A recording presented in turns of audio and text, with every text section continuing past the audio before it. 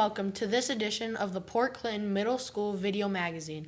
I'm Lincoln Beasley, one of your hosts, and we've got a great show lined up. That's right, Lincoln. It's been a busy trimester, and we can't wait to tell you all about it. I'm Gabby Heilman. On this episode, we'll share stories involving academics, sports, clubs, and more. I'm Taylor Rilling. Let's start today's show with the segment about the Winter Prep Assembly. Wyatt Brand was there to capture all the action. One way to recognize our athletes is to hold a pep assembly. This year, the Winter Pep Assembly was held on Thursday, February 10th. Mr. Polachek started things off by having Coach Jarvis introduce the swim teams. The boys finished in third in the conference, while the girls took second. Great job, swimmers!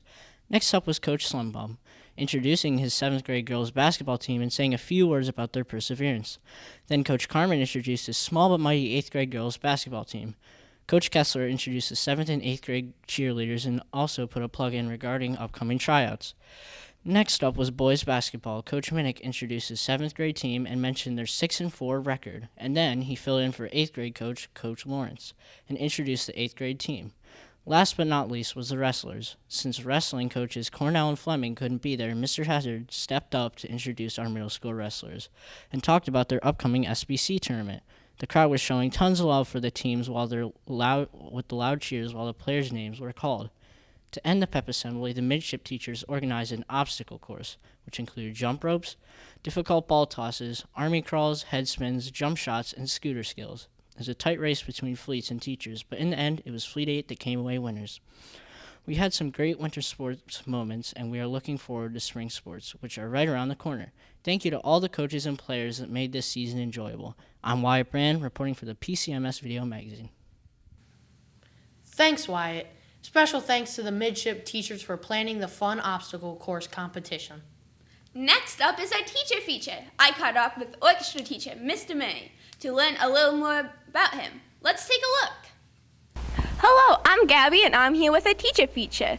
This is Mr. May, the high school and middle school orchestra teacher. Mr. May, how long did you want to be an orchestra teacher? So I think probably around the time I was in 8th grade, I knew I wanted to do something in the music field. It probably wasn't until maybe high school that I knew I wanted to be an orchestra teacher. The parts of the music industry that have always been really, really interesting to me in particular, are the parts where collaboration and creativity are right at the center. And that, to me, has always been the case with classroom teaching. That's fun. You said you wanted to be an orchestra teacher since 8th grade. Well, what was the first instrument you've played? The recorder. I was in 2nd grade. I was very bad at it. I played the recorder and I was bad at it too. Well, since you're bad at the recorder, what's your favorite instrument to play? I'm bad at quite a few instruments. I feel like I should just air the room there. Probably violin. So I've been playing the violin now since I was in the 4th grade. So I think I was probably about 9 years old, which means I've been playing for 16 years. And that makes me feel very old all of a sudden. So thank you for that, Gabby. You're welcome. Well, since you've been playing for so long, I know you also play in symphonies. What was your latest symphony you've played in? So I'm playing a couple of ensembles right now. The first one being, I'm serving as concertmaster for the True North Chamber Orchestra, which is located in Avon Lake, Ohio. And I'm also principal second for the Kaboom Collective out of Baldwin Wallace University. Kaboom Collective is a studio recording orchestra for musicians specifically 25 and under. So I'm just scraping in at that top end there. That's interesting. I know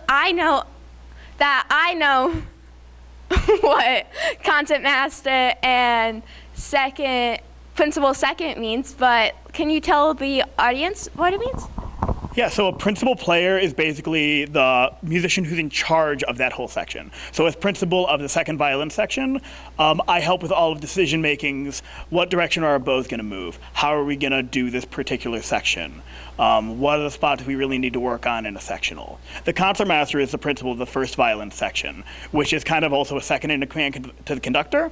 So I'm in a position where everybody can see me. So it's very easy for them to all watch me and to take my cues, so I can kind of lead the whole orchestra in a section where maybe the conductor's got other things on his mind.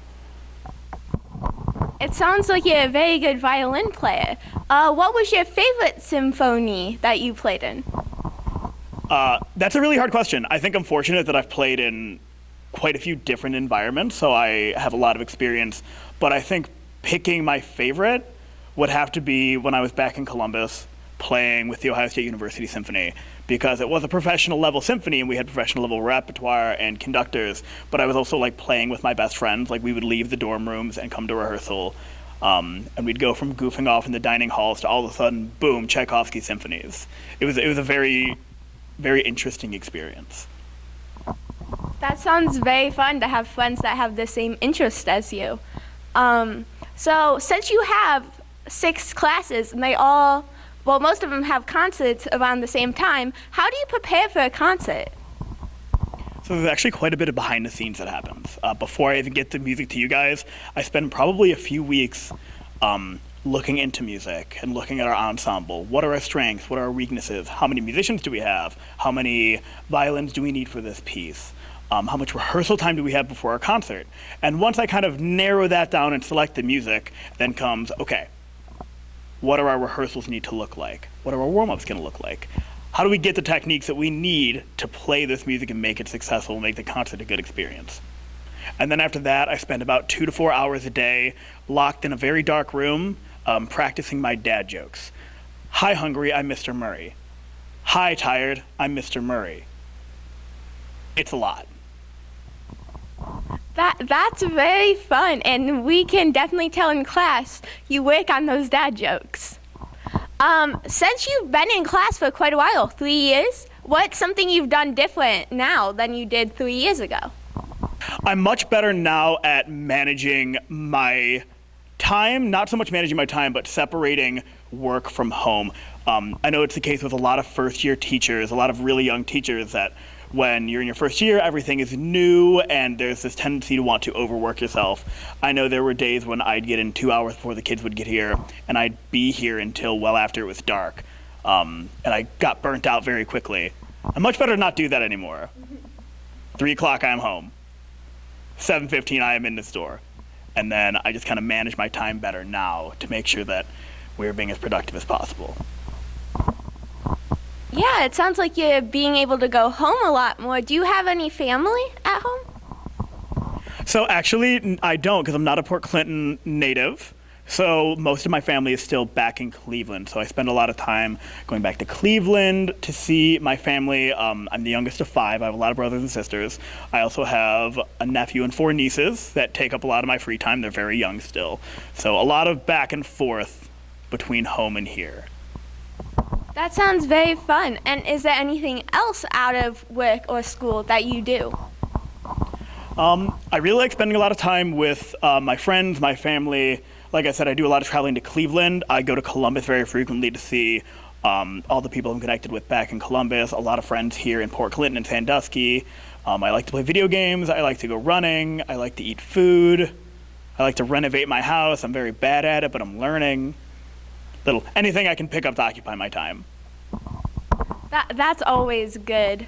Thank you for answering these questions. I heard you have a clip that you pre-played for the people who don't exactly know what an orchestra is or what you can do in orchestra. Yeah, so I actually had to get permission to share this clip with you. So this is a clip from literally my music stand inside of the Kaboom Collective. And what it is actually part of one of the sessions we recorded. So you're going to see that all of us have big headphones on.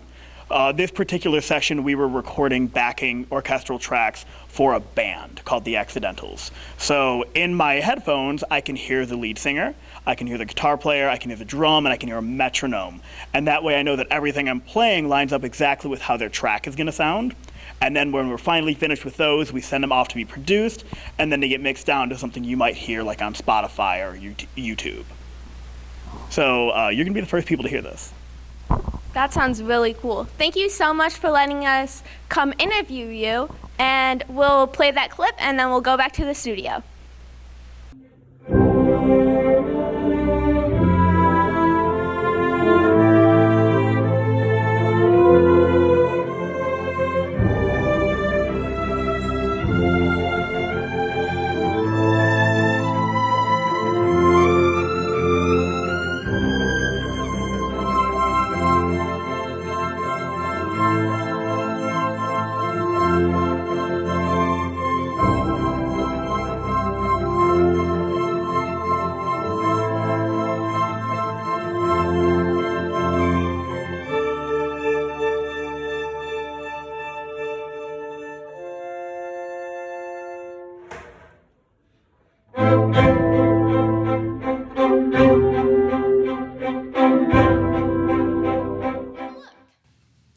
It's great having Mr. Murray here, and we just love his enthusiasm for his students. I get the joy of having him as my orchestra teacher. Yeah, I have never had him, but he seems really cool. Our next story features something many of us do at the start of a new year: make resolutions. Logan Cruz conducted a survey to find out more. Let's see what he learned. Many people at the start of a new year make New Year's resolutions in an attempt to get better or be better at something. We thought it might be interesting to see if our fellow PCMS classmates made any resolutions for this year. Here's what we learned. 76% of students that responded did make at least one resolution, while 24% did not. The number one resolution was to get better grades, with almost 55% of students picking this one. The second most popular resolution, with almost 36% of votes, was to be healthier.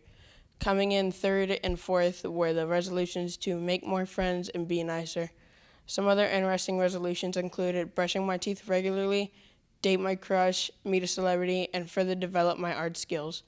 Thank you to all the students who responded to the survey, and we wish you all the best of luck sticking to those resolutions. I'm Logan Cruz, reporting for the PCMS Video Magazine. Those were some interesting resolutions. Do you guys have any resolutions? Yeah, just become healthier and become more active. I didn't make any resolutions this year. Well, Valentine's Day is come and gone, but not before I talk to some middle schoolers about their thoughts on Valentine's Day. Here's that roving reporter segment. Hi, I'm Taylor Whirling. Valentine's Day is right around the corner, and we wanted to hear from some middle school student and staff members. Let's see who we can find. So, what are your guys' Valentine's Day plans? So my Valentine's Day plans are just going to school and then going to swim and then going straight to dance class. Busy day. Sitting home and sleeping and watching movies. School, dance, crying, and eat chocolate. Hanging out with family. What are your guys' plans for Valentine's Day? I'm gonna be watching Joe Shiesty's Super Bowl dub. Most likely hang out with my friends. I'm for real probably gonna go to my boyfriend Brody's house. Going to school and then crying. Sit on the couch and sleep. Probably just hang out with my dog. My dog's my Valentine. Go to the weight room. Do nothing. Probably like eat. Nothing. Make out with my birds. Hang out with my dog. Hang out with my friends. So, Miss Beringer, what are your Valentine's Day plans? We don't really have any special Valentine's plans. I actually have a music booster meeting at night, so super exciting. And Mr. Beringer, who's also a band director, teaches some lessons on Mondays, so not really anything fun. Thank you. I'm gonna try and give my friends some presents so they feel better if they don't have a Valentine. I'm just gonna question my existence like always. Probably nothing, just hanging out with my friends. Probably going to school. Oh,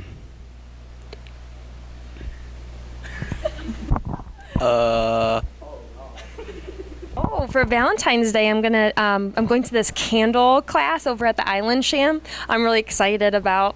That sounds so fun. Thank you. Yeah. I'm probably just gonna sit on my couch and watch romance movies and cry. I don't really have any plans. I'm just gonna probably sit in my room the whole time. Over the weekend, I might catch some chicks. I don't know. So, Mr. Minnick, do you have any plans for Valentine's Day? Well, personally, I don't believe in Valentine's Day, but unfortunately, Mrs. Minnick does. So typically what I do is I send her and her office pizza. If you don't know what to get your Valentine for Valentine's Day, I'd recommend food. It's always a good gift. Thank you, Mr. Minnick. Thank you to everyone who shared their thoughts. We hope everyone has a great Valentine's Day. It's now time for a story about a club that's been growing in popularity, Ski and Snowboard Club. Both Gabby and I are in this club, and we had a really fun season. Yeah, it's my first year, and I'm having so much fun. Here's my report on the Ski and Snowboard Club. Hello, my name is Lincoln Beasley, an 8th grader and member of the Portland Ski and Snowboard Club. Did you know that middle school students can be members of the high school ski and snowboard club? It's true. There are 36 middle school members and 19 high school members. Elementary art teacher Mr. Haas is the advisor. They had 5 trips scheduled this year, all in January and February. Students board buses at the bright and early time of 6:40 a.m. for snow trails in Mansfield, and they return to PC around 3:45 p.m.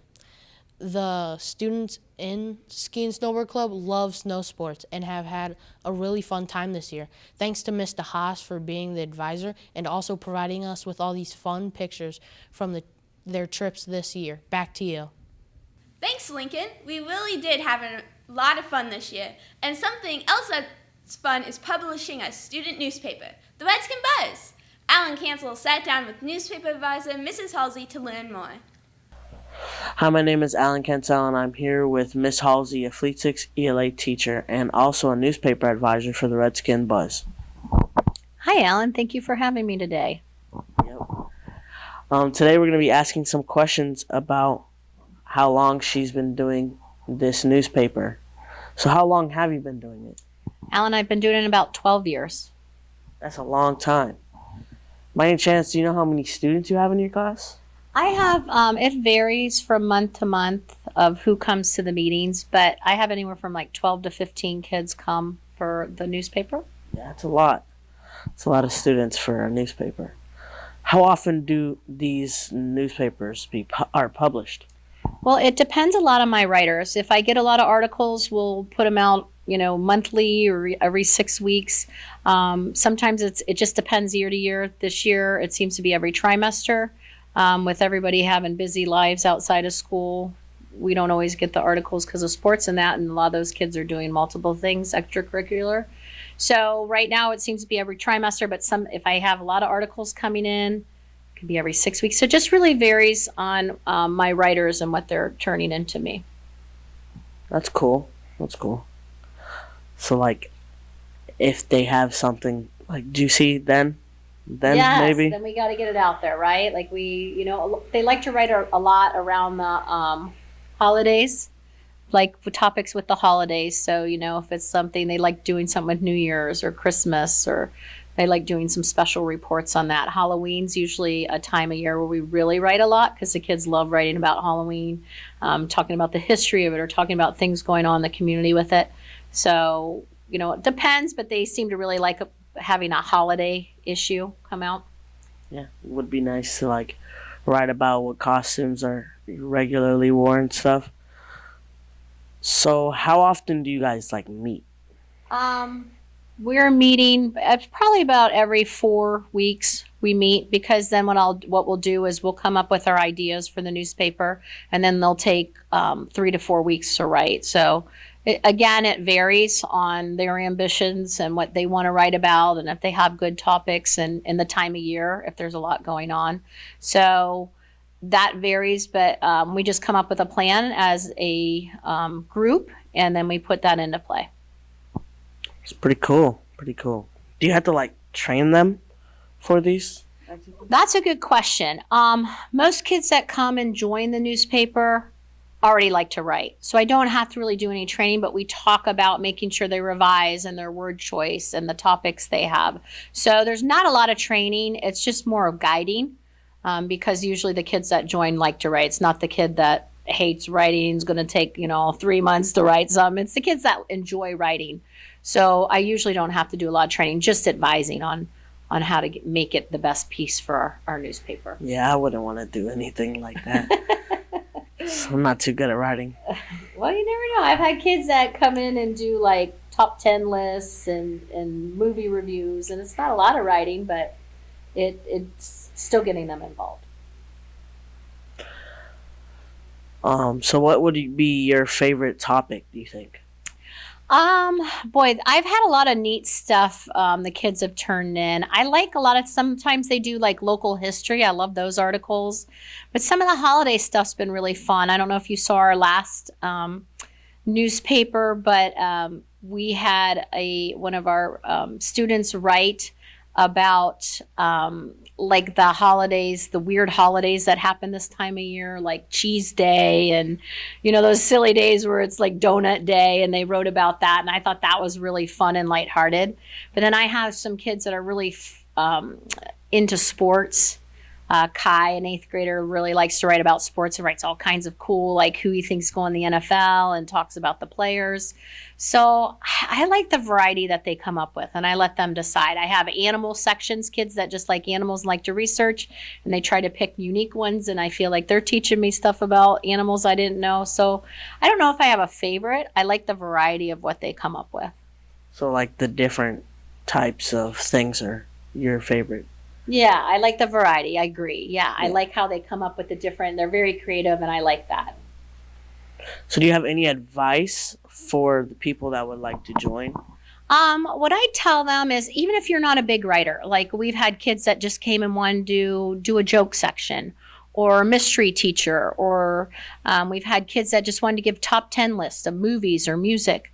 You can still get involved even if you're not a big writer. There's still a place. And some kids never even give me an article that are a part of it. They just help with the ideas and the concepts that we're going to put in our newspaper. So some children are in newspaper all year and don't even write an article, and that's fine. They're still part of the team. They're still giving people ideas. They're still working with us on the project. So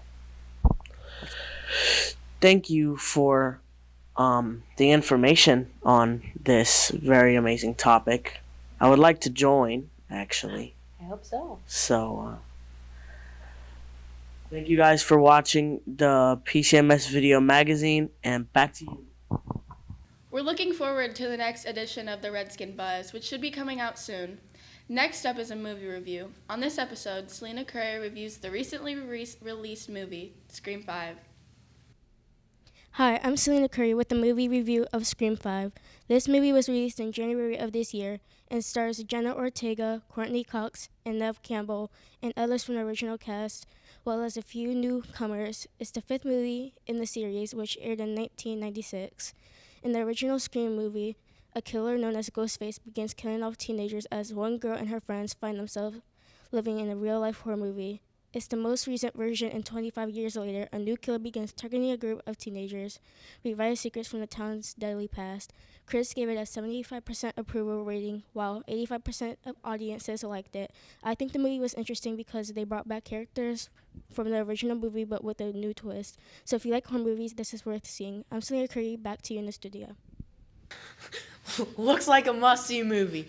Our next segment features reporter Caden Hansen with the 8th grade boys basketball coach, Coach Lawrence. This was his first year, so we want to get to know him a little better. Let's roll that interview now, please. Hi, I'm Caden Hansen, and joining me today is our 8th grade basketball coach, Mr. Ed Lawrence. This is his first year coaching at PCMS, and we wanted to learn a little more about it. So what made you want to coach at Port Clinton? Well, to be honest, there was an ad in the newspaper. I knew it was going to be a long winter. I love basketball, and I was looking through the sports page of the Sandusky Register, and there it was. We need an 8th grade coach at Port Clinton, and I figured I'd give it a shot. So before this, did you have any prior coaching experiences? I've coached youth a lot. I've coached at the Y. I used to have 2 kids that played basketball at the YMCA, and I would always end up, they always needed a coach, so I've coached probably from 6 through 14 years old at different years, different types. So tell us a little about yourself outside of coaching. Well, I'm a basketball junkie, a gym rat, I guess you would have said back in the day. I guess just to stick to basketball, I'm from Newark, Ohio. I'm a Newark Wildcat originally. Went to the University of Mount Union to play basketball. Went from Mount Union, played basketball in France for 3 years. Saint-Quentin is the town where I played. And did that for 3 years. Thought it was probably time to get real and get a real job. And thanks, so I ended up coming back to the States. So what was your favorite part of the 2022 season? Well, you know what? It's been really nice because everybody helps everybody out quite a bit. I'm kind of handicapped, have got very good mobility, let's say, and there's been a lot of help from people that have helped me through the season. I'm just limited in some of the things I can do, and I thought the camaraderie has been fantastic. So, what was your biggest challenge?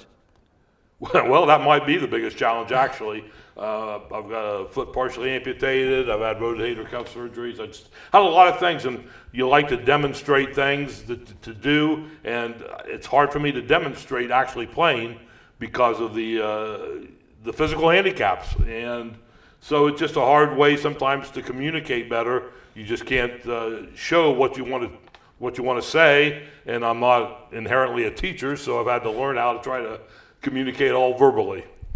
So, lastly, I just wanted to know if there was any memories you wanted to share to the viewers. Well, I've really enjoyed you guys, honestly. It's been fantastic. I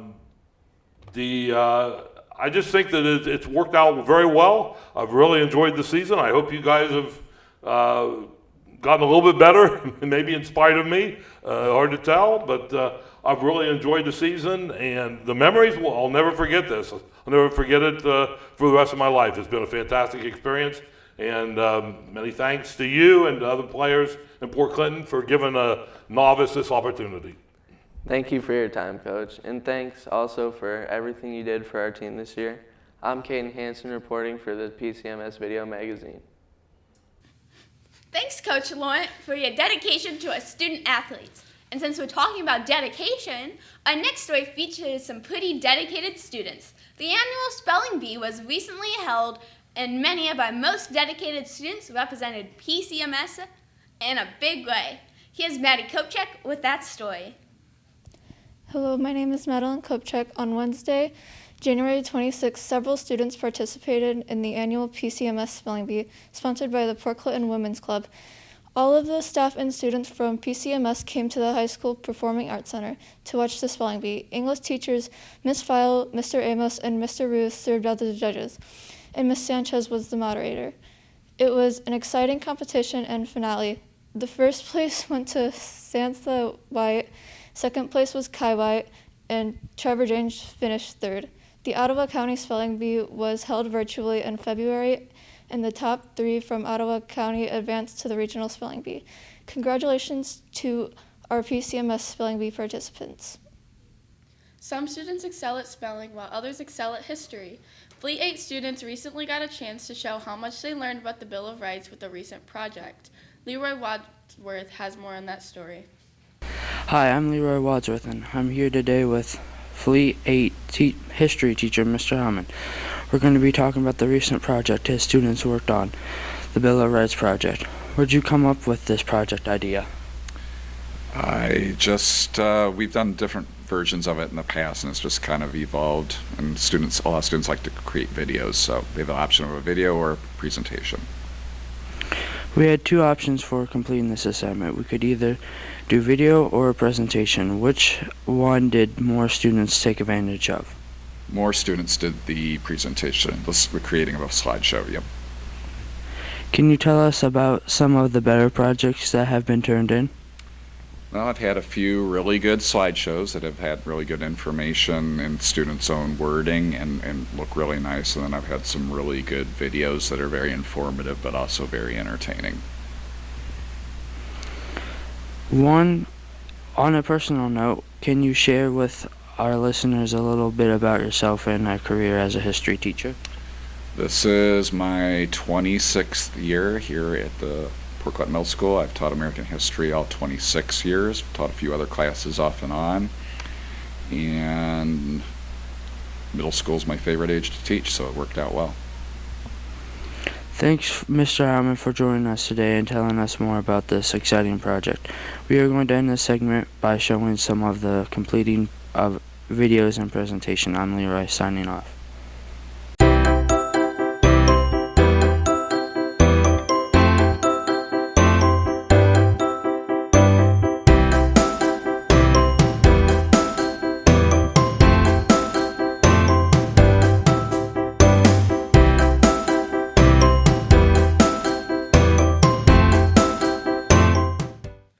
On our last episode, we interviewed the Academic Challenge team, advisor, and one of the 8th grade members.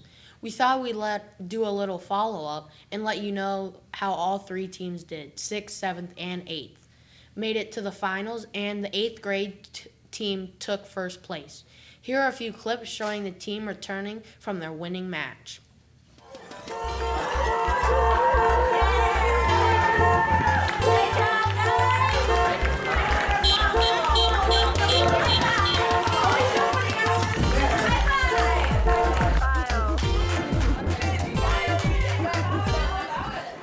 Congratulations, Miss File and Academic Challenge team members. Our final segment features the Compass class and the cookie drive they organized to show our appreciation for those serving in the military. Austin Lease is here to tell us more about it. Hello, I'm Austin Lease. The Compass class sponsored a cookie drive the first full week in December. A total of 100 boxes of cookies were collected, and all donations were sent to members currently serving in the military, including 2 local U.S. Marine Corps members. Mrs. Dackerman's son, Sergeant Avery Dackerman, a 2016 PCHS graduate, was one of these service members, and Lance Corporal Jake Montgomery, a 2020 Gibson Burke graduate, and the nephew of Mr. Everett, was another one. The purpose was to let our military know how much we appreciate and support what they do. Top donors included Garrett Shuck with 10 boxes, Julian and Gabrielle Garza with 7 boxes, and Denver Bodie, Taylor Allen, and Jake Adkins with 6 boxes each. The top 24 donors were also eligible for a donut breakfast, which took place Tuesday, December 14th. Thank you, Mrs. Cook and Compass class students, as well as all the students and staff that donated. I'm Austin Lease, signing off. That looked like a lot of fun. Well, thanks for watching this edition of Port Clinton Middle School Video Magazine. We hope you enjoyed watching it as much as we've enjoyed putting it together. We'll be back at the end of the year to recap the 3rd trimester. Thanks for watching, and we'll see you on the next show.